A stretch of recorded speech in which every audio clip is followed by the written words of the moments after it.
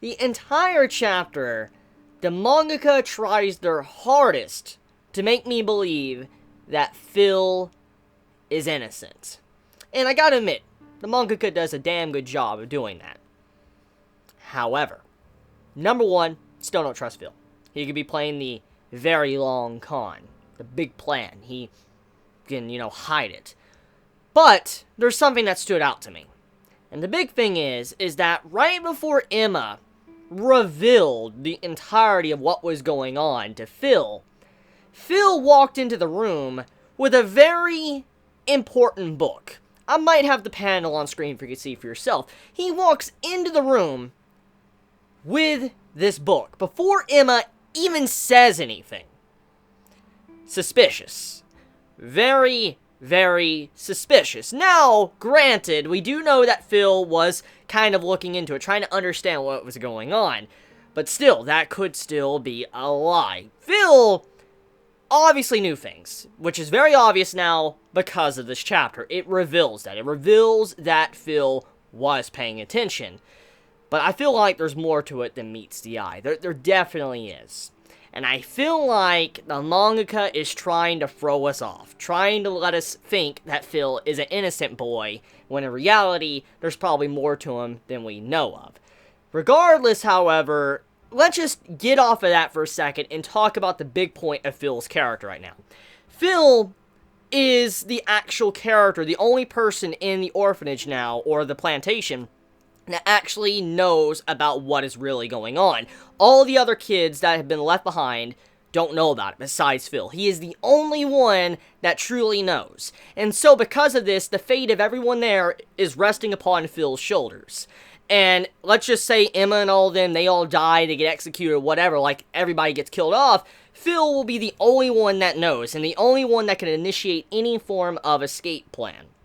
So that's kind of Phil's role right now. He is the only one that can bring all the others to save themselves if things go wrong with Emma and Ray. Which this is something I kind of want to tackle right now because of the point of this chapter. There's a very interesting direction the writer can go with this. And I have had this thought cross my mind before, and I think I have mentioned this before in previous reviews. If I haven't, maybe I talked about it on Twitter. Regardless, though, is that the mangaka has a very good choice here to make.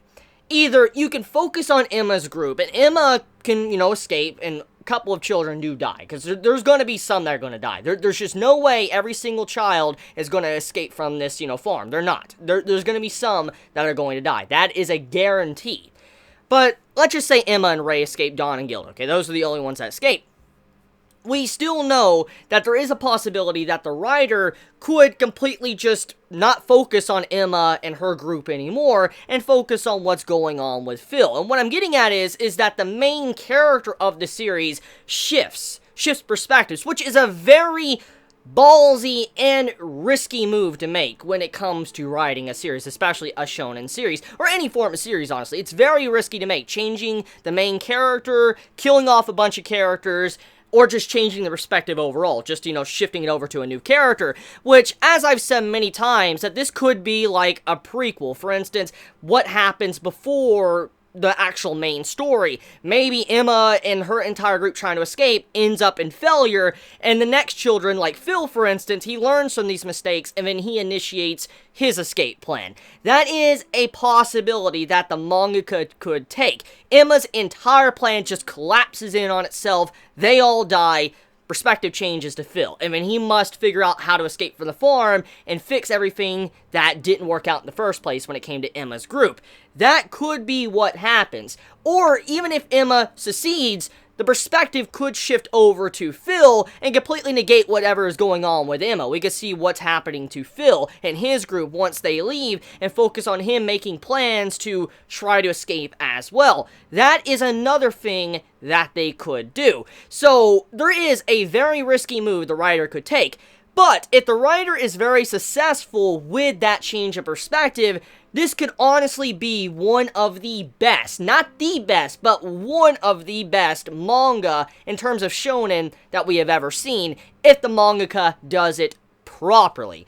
Now, doing that, as I said, is very risky. It could easily make the series just lose popularity, fans, everything, because it shifts from the main characters, but if done right, it can make a very excellent cast of characters, focusing on these other characters to develop them, and then when we finally have them escape, they'll find out if Emma and them all died, or if they escaped in the first place, and we'll have a very grounded cast, a developed cast that we can really care about when they really start to do plans in the future.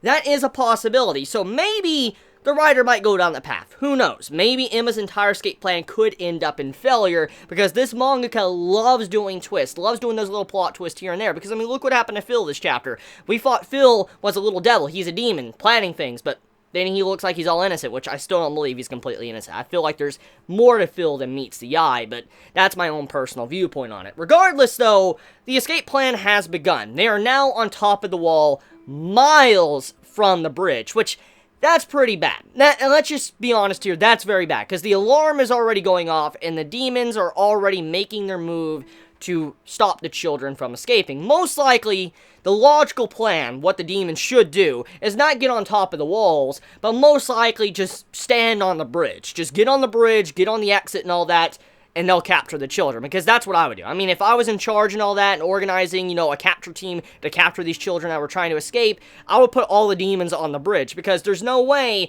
that they can go over the big gap between the wall and the other side, because it's just too big of a hole. You try to jump across, you're obviously going to fall to your death, so there's just no way, and the only way you could get across is if you made some form of, like, I guess, bridge or glider or something, but I highly doubt that the children all have a glider for themselves, and judging by what we saw in this chapter, doesn't seem like they do. So there's no possibility of them kind of flying over the hole, and it doesn't seem like they could build a bridge that would be stable enough to support all the way across. So because of all of this, we could instantly assume that they're going to have to go across the bridge.